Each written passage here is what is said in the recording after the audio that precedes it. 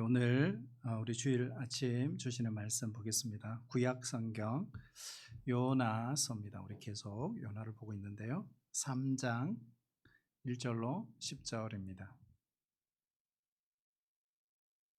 소리를 모니터 소리는 좀 낮춰 주시고요. 그리고 모니터 소리만 낮춰 주시고 전체적으로 좀 올려 주십시오. 요나서 3장 우리 1절로 10절입니다. 우리 교독으로 우리 같이 한 절씩 읽고요. 10절 합독하겠습니다. 1288조 구약 성경입니다. 여호와의 말씀이 두 번째로 요나에게 임하니라 이르시되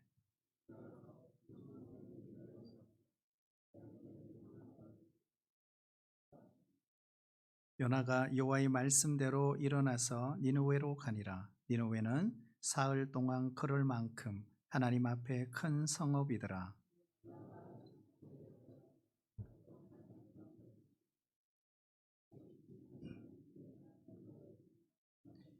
니느웨 사람들이 하나님을 믿고 금식을 선포하고 높고 낮은 자를 막론하고 굵은 베옷을 입은지라.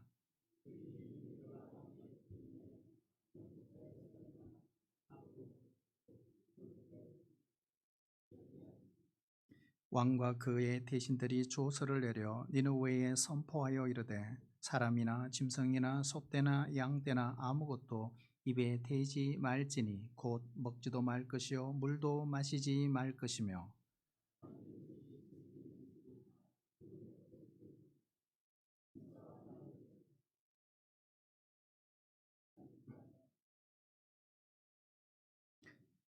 하나님이 뜻을 돌이키시고 그 진노를 그치사 우리가 멸망하지 않게 하시리라. 그렇지 않을 줄을 누가 알겠느냐 한지라. 하나님이 그들이 행한 것 곧 그 악한 길에서 돌이켜 떠난 것을 보시고 하나님이 뜻을 돌이키사 그들에게 내리라고 말씀하신 재앙을 내리지 아니하시니라. 아멘. 우리 코로나 이후에 5년 만에 우리 새생명 축제 선포식을 하게 되었습니다. 그리고 오늘 또 리모델링 식당 공사 후에 처음으로 밥을 먹을 수 있는 그런 날이기도 합니다. 그리고 또 오늘은 다 함께 일어나서 우리 찬양하면서 하나님께 예배를 시작했습니다. 오늘이 특별한 날인 것 같아요. 감사합니다. 우리 한번 따라해 주실래요? 니느웨의 회개. 니느웨의 회개. 사실 회개가 바로 부흥이죠. 부흥. 그렇죠? 우리가 숫자가 많아지고 많이 모이는 것, 이것이 부흥이 아니라 바로 사람이 바뀌는 것, 변화되는 것, 고침받는 것. 그렇죠? 회개하는 이 모습 자체가 부흥인 것입니다. 우리 새생명 축제 선포식을 하고 또 새생명 기간 동안 정말 하나님께서 요나에게 주신 은혜, 요나를 변화시키신 하나님, 또 우리 속에도 이런 영적인 대각성이 일어날 수 있기를 축복합니다. 늘 우리가 새생명 축제하면 여러분 떠오르는 생각이 있죠. 또 전도해야 되나, 또 누굴 데려가야 되나. 그렇죠? 어떤 분은 니나 해라, 나는 그냥 교회 다닐란다, 뭐 이런 사람도 있고. 근데 사실은 새생명 축제의 가장 중요한 것이 바로 내가 새생명이 되는 것입니다. 내가 거듭나는 것입니다. 내 안에 다시 영적 부흥이 일어나는 것. 이게 사실 새생명 축제의 시작이죠. 가장 중요하죠. 그래서 그런 의미에서 오늘 말씀은 우리에게 상당한 도전을 주고 있다, 이런 생각을 합니다. 우리 인생의 마지막 순간에 만약 지금까지 내 인생에 살아온 만큼의 시간이 다시 주어진다면 우리 인생 얼마나 달라질까? 우리가 간증하시는 분들의 간증을 이렇게 우리 모니터로 또 우리 성도들의 간증을 들어보면 극적으로 다시 살아난 분들의 이야기를 들어보면 어떻게 해요? 지금부터 내 삶은 덤으로 사는 인생, 보너스 인생이다, 이렇게 고백을 합니다. 그런데 그런 극적인 어떤 사건이 아니라도 괜찮아요. 정말 내 인생에 새로운 기회가 주어진다면 과연 내 인생에 새로운 기회가 주어질 수 있을까? 우리 다윗이라고 하는 사람 알잖아요. 하나님 마음에 합한 자. 그렇죠? 다윗의 길로 가라. 이것이 하나님의 예언자를 통한 메시지잖아요. 얼마나 하나님이 다윗을 사랑하신지 몰라요. 그런데 다윗에게도 자기 인생 가운데 가슴 아픈 어두운 밤이 있었습니다. 하지만 그것 때문에 하나님이 다윗을 버리셨나요? 아니에요. 나를 주님 앞에서 쫓아내지 마시고 주의 성령을 거두지 마소서. 그는 참회록을 쓸 정도로 깊은 참회와 통곡을 통해 그는 다시 일어납니다. 그리고 자신의 마지막 그 삶의 퍼즐을 완성해 갑니다. 우리가 베드로라는 사람 알죠? 그에게도 인생의 어두운 밤이 찾아왔잖아요. 3번씩이나 주님을 부인하고 배신했습니다. 그러나 새벽닭 울기 전에 그는 재기하고 초대교회의 기초를 놓는 위대한 하나님의 사람으로 쓰임을 받습니다. 다시 한번 더 기회를 주시는 하나님 때문이죠. 그런 하나님 오늘 요나에게도 역시 찾아왔습니다. 우리가 다 읽지는 않았지만 1장 후반절부터 2장까지 보면 그거죠. 요나가 회개하죠. 그리고 바다 속에 던져지고 큰 물고기를 준비하신 하나님, 3일 동안 통에 자복하고 하나님께서 그를 물고기 뱃속에서 토하해서 살려주십니다. 그리고 3장, 육지로 돌아온 지 얼마 지났을까 우리는 성경은 이야기하고 있지 않습니다. 하지만 1절에 보시면 하나님의 말씀이 요나에게 2번째로 임했다라고 했습니다. 요나에게 어떻게 해요? 다시 기회를 주신 거예요. 요나를 안 찾아와도 상관없어요. 하나님. 그런데 또 찾아오신 거예요. 그가 아니더라도 얼마든지 다른 선지자를 대신에 보내실 수 있습니다. 그러나 하나님의 우선적 관심은 사역이 아니에요. 일이 아니에요. 무엇을 하느냐 이게 중요한 게 아니에요. 바로 요나 자신입니다. 그래서 하나님 입장에서는 요나가 니느웨 가서 복음 전하는 것보다 더 중요한 것은 바로 요나가 가장 먼저 회개해야 할 사람이라는 사실이라는 거예요. 네. 왜요? 요나에게 이렇게 있어요. 편협적인 민족주의. 그러니까 이거죠. 이스라엘. 선택받은 민족. 우리만 구원받지. 이 편협적인 민족주의. 왜곡된 선민 사상. 여기에 사로잡힌 요나. 이거 변화시키지 않고는 결코 니느웨로 갈 수 없는 거예요. 그래서 원점에서 새롭게 시작한 것입니다. 그러므로 우리에게 주신 사명, 우리에게 주신 사역, 일, 그것은 어쩌면 나에게 하나님을 경험하게 하시려고 주신 사명, 사역이라는 것을 기억하셔야 합니다. 자, 그러면 우리가 2번째로 임한 하나님 말씀 뭘까요? 오늘 2절 보시면 있죠? 일어나 큰 성읍 니느웨로 가서, 그죠? 어떻게 해요? 선포하라. 자, 우리 지난주에 봤잖아요. 지난주 첫 번째 요나에게 임하셨던 하나님 말씀, 여러분 비교해 보세요. 요나 1장 2절 어때요? 똑같아요. 딸까요? 똑같아요. 똑같아요. 일어나 가서 선포하라, 외치라. 하나님은 당신의 뜻을 이루시기 위해서 선지자 요나에게 똑같은 말씀을 2번씩이나 이렇게 반복하고 계십니다. 왜요? 중요하니까. 우리가 성경에 보면 하나님이 그래요. 이렇게 어떤 반복해서 말씀하실 때가 많죠. 예를 들어 사무엘을 부르실 때도 어떻게 해요? 사무엘아, 사무엘아. 그죠? 이렇게 이야기하시죠. 우리가 베드로를 부르실 때 십자가를 앞에 두신 예수님, 제자들이 막 흔들려요. 왜요? 사탄이 역사하고 있거든요. 가룟 유다까지 그냥 삼켜버렸잖아요. 그때 베드로에게도 사탄이 역사합니다. 그래서 주님이 그걸 아시고 염려 차원에서 이렇게 말하잖아요. 사탄아, 사탄아가 아니고 시몬아구나. 시몬아, 시몬아. 보라, 사탄이 너를 밀가부르듯 하려고 요구하였으나 결국 주님이 기도했다 이 말이죠. 사도 바울을 부르실 때 어떻게 불러요? 사울아, 사울아, 어찌하여 나를 박해하느냐. 자, 우리 예수님이 말씀하실 때도 보면 잊지 마라, 꼭 기억해, 정말 중요한 거야. 이렇게 말씀하실 때는 강조하셨어요. 어떻게 해요? 진실로 진실로 너희에게 이르노니. 아멘, 아멘. 두 번이나 예수님이 그렇게 하시고 말씀을 하십니다. 반복해서 말씀하십니다. 네, 여러분 지금도 그렇죠. 지금도 예수님께서 우리에게 뭐 이름을 두 번 부르신다든지, 안 그러면 나에게 찾아와서 똑같은 말씀을 반복해서 하신다면 뭐예요? 우리에게 더 좋은 한 번의 기회를 더 주시는 것이고, 이것은 중요해, 잊지 말아, 꼭 기억해, 이런 뜻입니다. 그래서 결코 소홀히 다루지 말라, 이런 뜻이잖아요. 욥기 33장 14절에 보면 하나님은 한 번 말씀하시고 다시 말씀하시되 사람은 관심이 없도다, 이렇게. 바로 하나님이 주시는 말씀 너무나 중요하다, 이런 말이죠. 자, 그렇다면 이 말씀을 받은 요나 어떻게 반응했을까요? 3절 보시면 요나가 여호와의 말씀대로, 따를까요? 여호와의 말씀대로. 네, 중요하죠. 여호와의 말씀대로 일어나서 니느웨로 가니라, 이렇게 돼 있어요. 자, 도망쳤던 요나 지금은 어때요? 달라졌어요. 주저하지 않아요. 멈추지 않아요. 곧장 니느웨로 갔다. 좀 더 연구해보고요, 좀 더 생각해보고요, 좀 더 계획 세워보고요, 갈게요, 이렇게 하지 않았어요. 여호와의 말씀대로 니느웨로 갔다. 자, 이게 뭐예요? 예언자의 사명. 뭐요? 하나님의 명령을 이행하는 것.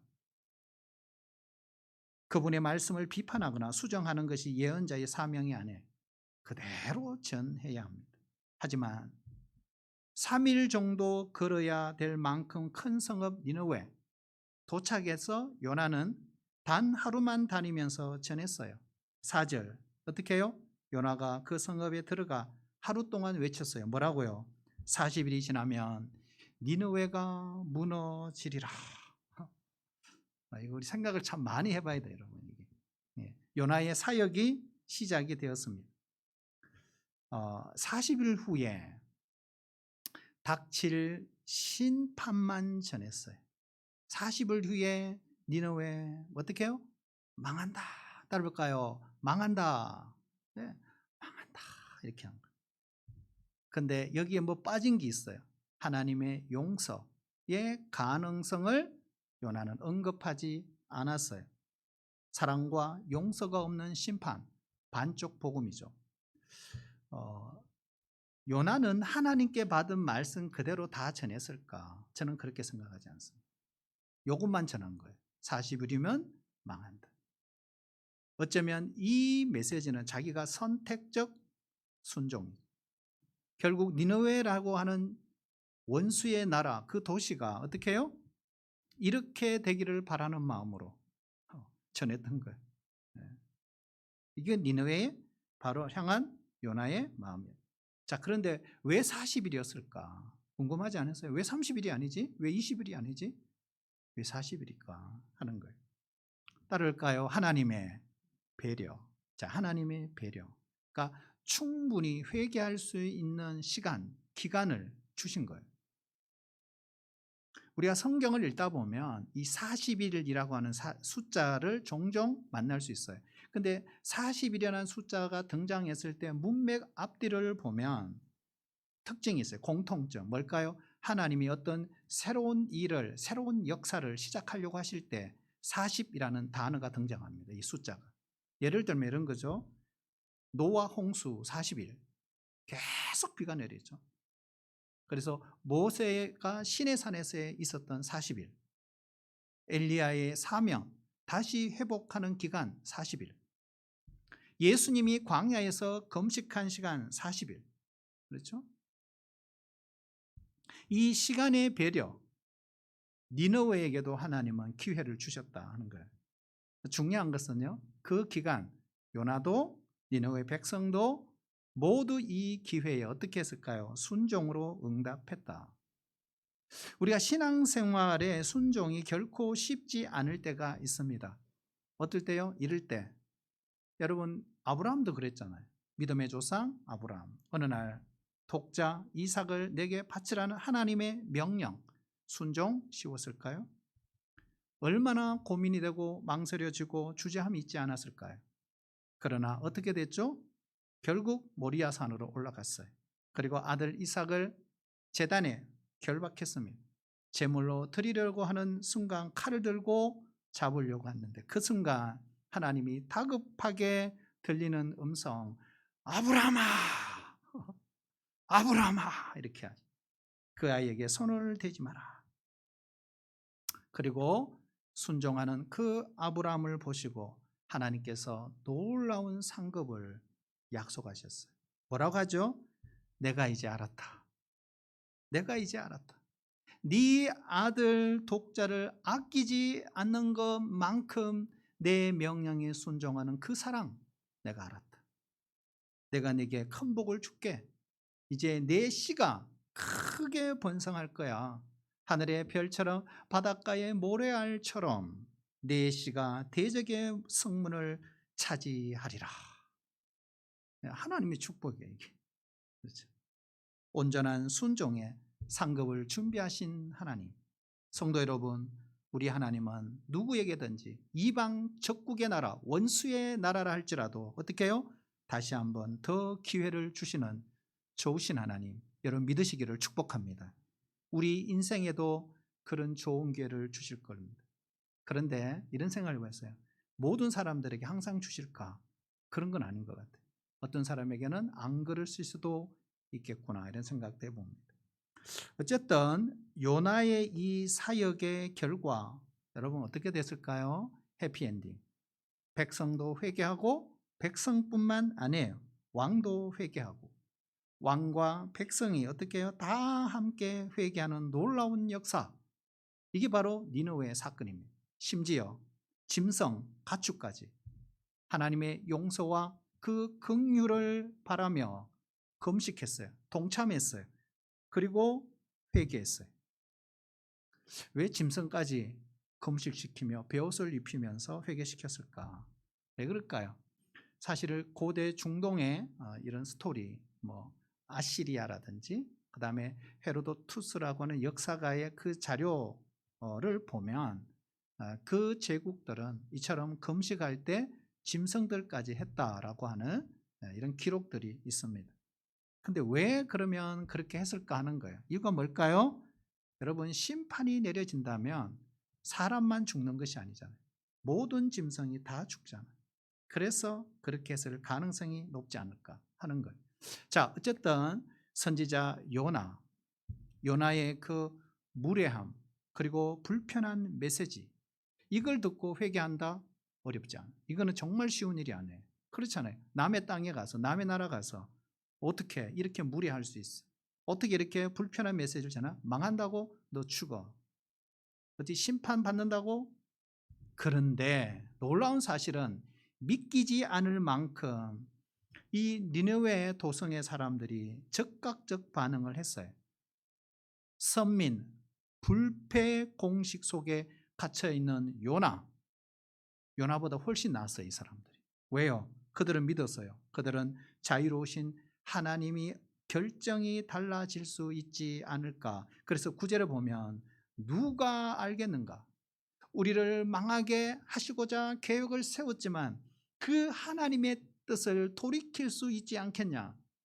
우리가 이렇게 한다고 돌이키지 않을 수도 있어요. 그러나 혹시나 누가 알겠느냐? 그래서 그들은 여기에 생사를 걸었어요. 그런데 어떤 결과가 왔어요? 네, 아무도 상상하지 못할 일이 벌어졌어요. 참 놀라운 일이에요. 놀라운 일. 네, 정말 기대 이상, 기대하지 않았던 일 일어났어요. 성도 여러분, 우리도 마찬가지죠. 우리도 부족한 우리를 통해 이런 부흥의 역사가 일어나리라고 하는 여러분 기대를 가지시기를 축복합니다. 나를 통해 무슨 일이? 아니에요, 여러분. 아니에요. 그러면 이런 결과 어떻게 왔을까? 어떻게 니느웨의 부흥 왔을까요? 니느웨의 부흥 어떻게 왔을까요? 회개요? 아니에요. 회개 이전에 더 중요한 거 있어요. 따라해 볼까요? 요나의 결단. 자, 요나의 결단이 니느웨의 부흥을 가져온 게 된 거예요. 어떤 결단이죠? 이스라엘에서 아수르까지 엄청난 먼 거리입니다, 여러분. 예. 그리고 험한 길, 먼 길이에요. 근데 결심했어요. 근데 중요한 게 뭐예요? 그의 메시지가 중요해요. 여러분, 메시지가 뭐예요? 심판의 메시지. 뭐예요? 망한다. 자, 그런데 이걸 어떻게 외치느냐고. 그렇죠? 어려워요. 그래도 어떻게 해요? 그는 각오했습니다. 뭘 각오했을까? 핍박을 각오한 거예요. 내가 이 메시지를 전함으로 나에게 올 수 있는 핍박 받겠다. 각오한 거예요. 그래서 니느웨로 간 것입니다. 우리가 새생명 축제를 앞두고 오늘 선포식이 있는 날입니다. 우리도 희생을 각오하고 이런 부흥을 사모할 수 있을까? 요나 한 사람을 통해 일어난 이런 니느웨의 부흥. 우리 예수님도요. 그 공생애 3년 제자 훈련을 하시면서 훈련 받고 난 뒤에 제자들을 어떻게 해요? 시골로 도시로 다 보냅니다. 그렇죠? 그런데 그 제자 공동체가 오늘날 뭐예요? 교회인 것입니다. 그래서 교회의 존재의 하나님 나라의 존재의 뭡니까? 뭐예요? 창세기 12장 1절로 3절이잖아요. 너로 인하여 모든 민족이 복을 받는 것이잖아요. 여기서 복이 뭘까요? 하나님을 아는 복, 하나님 나라 국민 되는 복. 하나님이 복이에요. 하나님이 진리예요. 교회가 중보 기도와 이처럼 복음 전도의 사명을 다할 때 교회는 지역의 희망이요 우리 민족의 희망이 될 것입니다. 이것이 우리의 소원이에요. 이것이 교회의 존재 의의입니다. 우리 교회의 비전 선언문 여러분 기억하시죠? 뭐예요? 지역을 변화시키며 세상을 치유하는 교회가 되는 것입니다. 우리 동부교회가 회개의 기도로 복음 전도의 그 권능을 얻기 위해 밤을 지새우는 그 모습을 저는 보고 싶습니다. 지나가는 이야기지만 코로나를 지나고 저희 고향교회 이야기를 좀 들었습니다. 코로나 이전에 늘 권사님들이 매일 저녁 7명에서 8명 모여서 계속 기도를 하셨대요. 근데 코로나가 터지면서 그걸 못 하셨다는 거예요. 그래서 이제는 어떻게 해요? 개인적으로 한 사람씩 성전에 가서 기도하고. 근데 그것이 다 지난 이후 지난주부터 바뀌었다는 거예요. 다시 권사님들이 모이기 시작했대요. 그래서 7, 8명 매일 저녁 1시간씩 모여서 찬송하고 기도하고. 그래서 제가 아버지 정말 좋은 전통입니다. 그거 하셔야 됩니다. 그거 하셔야 돼요. 그래 교회가 살죠. 그런 이야기를 했어요. 여러분 우리 교회도 왜 웃으세요? 기대합니다. 기대합니다. 교회의 사명과 상관없는 비본질적인 이야기를 하면서 긴 시간을 보내는 교회가 아니라 전도의 사명을 제대로 감당하고자 눈물로 기도하고 주님의 인도하심을 받고자 밤을 지새우는 그런 성령 충만한 교회로 회복될 수 있기를 기대해 봅니다. 말씀은 드리지 않아도 우리 다 알아요. 코로나 이후에 교회가 얼마나 어려운지 우리의 현실을 잘 알고 있습니다. 그럼에도 불구하고 제가 코로나 이전을 돌아보면서 이런 생각을 했어요. 우리 동부교회는 제자 훈련하는 교회인데 하면서 우리 동부교회의 지체로서 최고의 자랑 뭘까? 저는 순장의 삶이라고 생각했어요. 순장의 삶. 그런데 지금도 과연 그럴까? 그런 갈망이 성도들에게 있을까? 다시 영혼을 양육하고 말씀으로 물질로 시간으로 섬기는 최고의 기쁨, 최고의 자랑, 그 면류관인 교회로 여러분 꼭 회복되시기를 축복합니다. 우리가 10월 가을이 오면 이런 대중가요도 있잖아요. 10월 가을이 오면 누구 노래죠? 저도 몰라요. 우리가 사는 동네 주변에 아직 복음을 듣지 못한 이웃, 지인, 가족을 초대하는 새생명 축제 10월 29일입니다. 원래는. 우리는 이미 봄에 부활주일에 한 생명을 품고 전도 대상자 VIP 카드를 제출하고 정말 10월 29일 결산의 날에 가슴을 설레며 지금까지 왔습니다. 여러분 코로나 이후 우리가 어때요? 지금도 그러신가요? 그런 전도의 열정이 회복되기를 사모하고 싶지 않으세요? 여러분에게 도전합니다. 최근 내 주변에 안 믿는 영혼들을 위해 눈물을 흘리면서 기도해 본 적이 언제였습니까? 영혼 구원의 열정을 상실한 교회 존재할 이유가 과연 있을까요? 우리가 복음송 가운데 이런 찬양이 있습니다. 우리에게는 소원이 있네. 여러분, 우리 교회의 찬양이 되었으면 좋겠습니다. 우리에겐 소원이 하나 있네. 주님 다시 오실 그날까지 우리 가슴에 새긴 주의 십자가 사랑, 나의 교회를 사랑케 하네. 주의 교회를 향한 우리 마음, 희생과 포기와 가난과 고난, 하물며 죽음조차 막을 수 없네. 우리 교회는 이 땅의 희망, 교회를 교회되게, 예배를 예배되게 우리를 사용하소서. 진정한 부흥의 날 오늘 임하도록 우리를 사용하소서. 이런 영적 부흥, 회복이 근본 새생명 축제에 일어나기를 소원합니다. 그러면 이 니느웨 도성 운명 어떻게 됐을까 하는 거예요. 9절 우리 같이 읽어볼까요? 9절요. 네, 시작. 하나님이 뜻을 돌이키시고 그 진노를 그치사 우리가 멸망하지 않게 하시리라. 그렇지 않을 줄을 누가 알겠느냐 한지라. 아멘. 자, 여기 보면 이게 누가 한 말이에요? 이게 누구 말일까요, 여러분? 요나요? 아니에요. 이 누가 한 말이에요? 성경을 보셔야 됩니다. 7절 보면 나와 있죠. 누가 한 말입니까? 니느웨 성의 왕과 대신들. 왕이 조서를 써서 백성들에게 편지를 주며 한 말이에요. 그죠? 한 말이에요. 그러지 않을 줄 누가 알겠네. 우리가 망하는 건 맞아. 우리가 심판받는 건 맞지만 그러지 않을 줄 누가 알겠냐. 그래서 지금부터 내가 명령한다. 금식하고 기도하며 베옷을 입고 가축도 금식시켜라. 하나님 뜻을 돌이킬 수 있지 않겠느냐. 이런 이야기. 그 결과 10절에 보세요. 참 놀라운 일이 벌어졌어요. 하나님이 그들이 행한 것, 그죠? 니느웨 백성들이 행한 것, 곧 악한 길에서 돌이켜 떠난 것을 어떻게 해요? 보시고. 중요하죠. 그리고 하나님이 뜻을 돌이키사 재앙을 내리지 아니하셨다. 그래서 40일이 지났는데도 니느웨 성은 무너지지 않았고 하나님의 긍휼과 자비를 경험하게 됩니다. 분명 하나님께 뜻을 돌이키신 거예요. 자, 여러분, 여기서 우리가 중요한 질문을 할 수 있어요. 그게 뭐냐 하면 하나님은 뜻을 정해놓고도 그것을 취소하고 바꾸시는 분이신가 하는 거예요. 여러분 어떻게 생각하세요? 여기에 대한 두 가지 견해가 있어요. 첫 번째, 예정론이 있어요. 예정론. 예정론은 뭘까요? 이거죠. 하나님은 역사 이전에 모든 뜻을 정해 놓으시고 그 뜻을 따라서 역사를 경륜해 가신다. 그러므로 인간의 자유의지나 인간의 그 책임은 조금도 개입할 여지가 없다는 견해, 예정론적 견해가 있어요. 또 하나 견해가 있어요.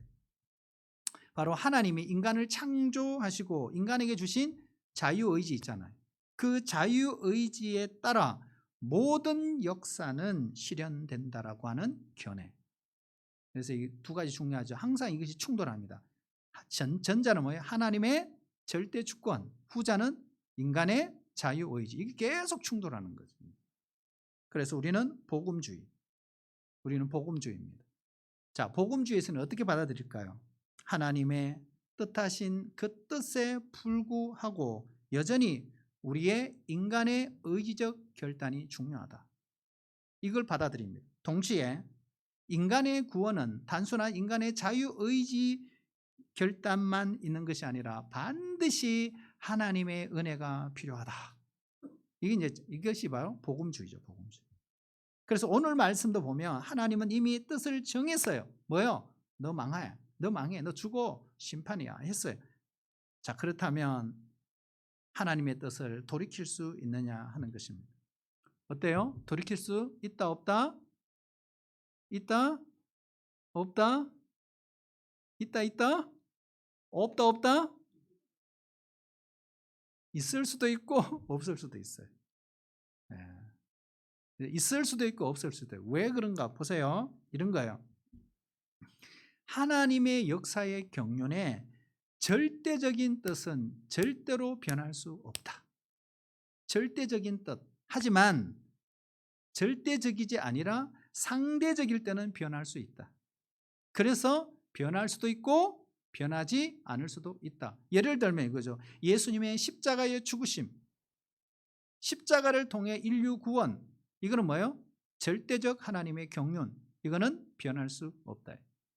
예수님이 다시 오셔서 이 세상 인류를 마지막으로 심판하신다. 그렇죠? 이거는 뭐예요? 절대적 하나님의 뜻, 변할 수 없다. 그런데 오늘 말씀 보세요. 오늘 말씀은 니느웨 망해. 이거는 뭐예요? 상대적인 뜻일 수 있어요. 자, 그런데 요나가 말씀을 선포했잖아요. 망한다 선포했잖아요. 그러면 어떻게 사람이 응답하느냐에 따라서 기꺼이 하나님의 마음은 바꾸시고 결정을 번복하시는 인격적인 하나님이시구나 하는 걸 알 수가 있습니다. 우리 하나님은요 기계적인 분이 아니에요. 그렇죠? 로봇처럼 우리를 만드시지 않으셨어요. 어떤 사람이 자기 거실에다가 어항을 만들었어요. 그리고 어항 속에다가 열대 물고기를 한 마리, 두 마리, 세 마리 넣으면서 거기다가 해조류도 넣고 모래도 넣고 물레방아도 넣고 돌도 넣고 이렇게 해서 아주 예쁘게. 여러분 왜 그렇게 만들어요? 주인이 어항을 왜 만듭니까? 내가 죽여버릴 거야. 이렇게 해서 여러분 어항 만들고 고기 넣나요? 그런 게 아니잖아요. 그렇죠? 자, 그러면은 물고기에게 있어서 어항은 뭐예요? 하나님의 절대 주권. 다른 말로 표현하면 인간 실존의 한계, 어항을 벗어날 수 없으니까. 그러나 어항 안에서 어떻게 해요? 행복해, 잘 살아. 이게 주인의 뜻이잖아요. 그래서 그 어항 안에서 사랑할 수도 있고 미워할 수도 있고 성공할 수도 있고 실패할 수도 있고 행복할 수도 있고 불행할 수도 있습니다. 이게 뭐예요? 자유의지, 우리의 책임. 똑같아요. 하나님의 절대 주권, 이건 뭐예요? 어항이에요. 어항과 같은 거죠. 인간의 자유의지는 뭐예요? 바로 물고기와 같은 것입니다. 그래서 오늘 본문도 보면 어쨌든 하나님은 니느웨를 향하여 심판하십니다. 그것이 하나님의 뜻이에요. 작정하셨어요. 그런데 어떻게 해요? 돌이키셨다. 여러분 가능해요? 가능합니다. 얼마든지. 여러분 회개란 게 뭘까? 이게 바로 회개잖아요. 니느웨 백성들처럼 가던 길을 멈추고 돌아서서 그 마음을 하나님께로 돌이키는 것. 이게 회개잖아요. 말하자면 유턴. 그런데 중요한 게 유턴할 때 중요한 것이 있어요. 유턴할 때는 반드시 세 가지가 유턴해야 된다. 세 가지. 그냥 유턴이죠 뭐. 이게 아니에요. 그거 외워서 무슨 의미가 있어요? 아무런 의미가 없어요. 유턴은 뭐가 유턴해야 되느냐는 거예요. 한번 따를까요? 지성, 감성, 의지. 자, 지성과 감성과 의지가 다 돌아서야 된다. 어느 것 하나라도 모자라면 회개가 아니다. 5절에 보시면 니느웨 사람들이 하나님을 믿고, 자, 여기 하나님을 믿고 이게 뭐예요? 지성이에요. 그러니까 하나님을 믿는 것은 지성이죠. 하나님을 인정했다. 그렇죠? 그러니까 니느웨 백성들이 그렇게 했다는 거예요. 하나님을 인정하고 하나님 믿겠습니다 이렇게 했다는 거예요. 이거는 지적 반응이죠. 자, 그걸로 끝나냐? 그렇지가 않아요. 그 다음에 어떻게 했죠? 베옷을, 굵은 베옷을 입고, 이게 뭐예요? 감성. 슬픔을 표현한 거예요. 그렇죠? 하나님 거역한 거 잘못했습니다. 이제는 내 죄에 대해서 슬픔으로 통곡합니다. 굵은 베옷. 자, 그러면 지성과 감성만 있으면 되느냐? 아니에요. 이걸로는 부족해요. 마지막이 중요해요. 따를까요? 의지적 결단이 있어야 합니다. 그게 뭐예요? 10절이죠. 우리 같이 한번 읽어볼까요? 10절 시작. 하나님이 그들이 행한 길, 곧 그 악한 길에서 돌이켜 떠난 것을 보시고. 자, 이거 보세요. 그들이 행한 길, 그 악한 길에서 어떻게 해요? 돌이켜 떠났다. 이게 뭐예요? 의지적 결단. 그들이 달려온 악한 길, 악한 죄에서 떠나는 것. 그러므로 회개는 후회하는 게 아니에요. 눈물 흘리는 게 아니에요. 고치는 거예요. 돌아서는 거예요. 그러니까 이런 회개를 하는 걸 하나님이 보시고 이렇게 된 거예요. 40일 후에 내가 니느웨를 심판하겠다는 뜻을 돌이키셨더라. 여러분, 회개가 무서워요. 하나님의 마음도 바꿔요. 돌이키게 하는 거예요. 출애굽기 32장에 보면 금송아지 사건이 나오죠. 이스라엘 백성들이 금송아지를 만들었어요. 모세가 시내산에 올라가서 내려오지 않는 그 기간 동안 바로 이 금송아지가 우리를 지금 여기까지 인도한 우리 신이다. 여기에 경배하라. 범죄를 저질렀습니다. 그럴 때 하나님이 뭐라고 하죠? 이 백성은 목이 뻣뻣한 곧은 백성이다. 내가 진노하여 내가 그들을 진멸해 버리겠다. 그때 모세가 중보 기도를 드리잖아요. 하나님, 이집트에서 탈출시켜 이 산에서 죽이려고 이들을 여기까지 끌고 왔다는 이런 이야기를 이집트 사람들이 하면 어떻게 하면 우리의 조롱거리, 비웃음거리가 되지 않겠어요? 그러므로 노를 그치시고 그 뜻을 돌이켜 주세요. 그 기도의 결과 뭐죠? 하나님께서 뜻을 돌이키사 자신의 화를 백성에게 내리지 아니했다 그렇게 됐어요. 여기도 보면 하나님의 뜻을 돌이키셨다. 여러분, 사사시대 어떤 시대죠? 그들은 반복적인 죄를 지었습니다. 그래서 사사시대 기간 동안 이방 나라 압제의 악몽 같은 그런 삶을 살죠. 그러나 그들이 회개하잖아요. 하나님, 잘못했어요. 우리를 구원해 주세요. 부르짖잖아요. 그럴 때 구원자 사사를 하나님이 보내십니다. 무슨 말일까요? 백성이 슬피 울며 통곡하며 부르짖는 회개의 기도가 결국 하나님의 뜻을 돌이킨다라는 그런 의미입니다. 여러분, 이것은 한 나라뿐만 아니에요. 개인에게도 이런 역사가 일어납니다. 여러분, 히스기야 왕 보세요. 생명 연장 사건. 그의 나이 37, 38세 가장 최전성기. 그는 다윗의 길로 갔던 선한 왕이었어요. 그의 아버지 아하스가 잘못 세운 모든 정책 바로잡아요. 그리고 정직하게 정치하고 종교개혁을 단행합니다. 행하는 모든 일마다 하나님께서 함께 하셨다고 했어요. 그런데 어느 날 덜커덩 그가 병들어 죽게 됩니다. 누구를 통해 듣죠? 이사야. 뭐라고 합니까? 너는 내 집에 유언하라. 네가 죽고 살지 못하리라. 청천벽력 같은 예언, 아직 죽지 않아서요. 곧 죽을 예정이에요. 그때 히스기야가 어떻게 하죠? 그의 얼굴을 벽을 향해서 통곡하며 기도합니다. 뭐라고요? 여호와여 구하오니 내가 주님 앞에 지금까지 진실과 전심으로 행하신 거 주님 아시잖아요. 주님의 목전에서 선한 걸 선하게 내가 행한 것 기억해 주세요 하면서 끄이끄이 하면서 심히 통곡하니라 그렇게 돼 있어요. 이때 주신 말씀 여러분 기억나세요? 궁궐을 떠나기 바로 직전 이사야가 하나님 말씀을 다시 받아요.